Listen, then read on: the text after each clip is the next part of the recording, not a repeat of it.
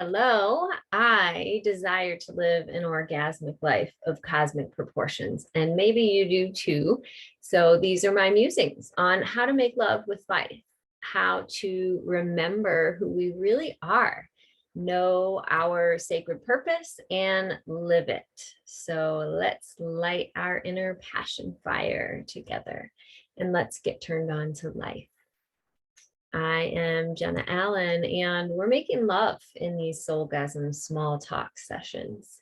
Today's topic is Sacred Invitation.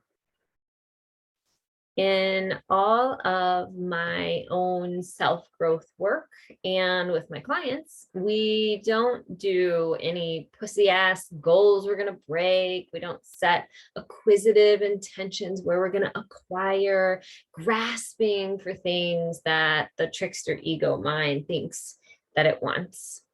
We instead answer the ceaseless sacred invitations that we're being called to. Invitations based on where the soul wants to take us, not what the mind decides that it wants. I paraphrase from a book. You'll be surprised at what answers you really want the most. To know one's truest heart's intent is a rare thing. It's common that one's heart is lying in the past.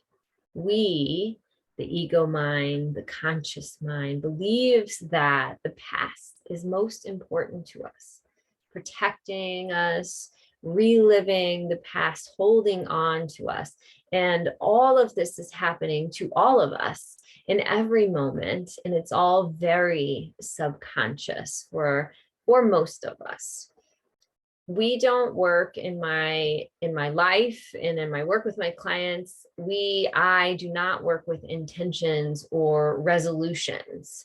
I work with sacred invitations, which become a way of living and not just a change in behavior or changing the ways that we're thinking.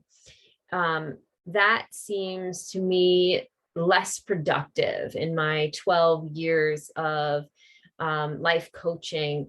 Just doesn't seem as productive as following our sacred invitation and finding our sacred purpose. So we're not just changing our behaviors or changing the ways that we're thinking, getting caught in what I call the positivity trap, being positive all the time and thinking so positively.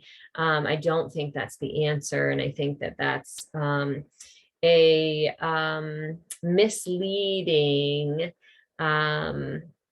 concept in the spiritual and esoteric world in the past few years. So we are creating, instead of changing behaviors and ways of thinking, we're creating a new relationship to life altogether that is so much more rewarding than achieving that next goal, stepping up to the next rung on the ladder, tying one more notch on our belt. When we live in a state of alignment, we are living out our sacred purpose, and those things happen without effort.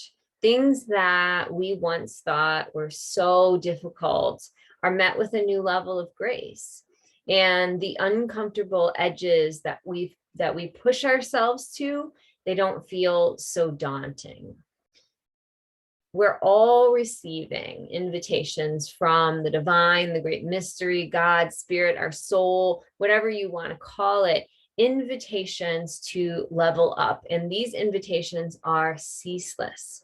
Every choice that we make can allow us to open in receptivity or close off to the universal or divine support that's available to us. So next time we'll talk about our pinpoint of purpose. We'll talk about vulnerability, embodying who we are, and cutting through to the truth of what we want, which is almost always different than what we think we want. And please, if you liked this second intro to the Soulgasm series, remember to like and share and subscribe.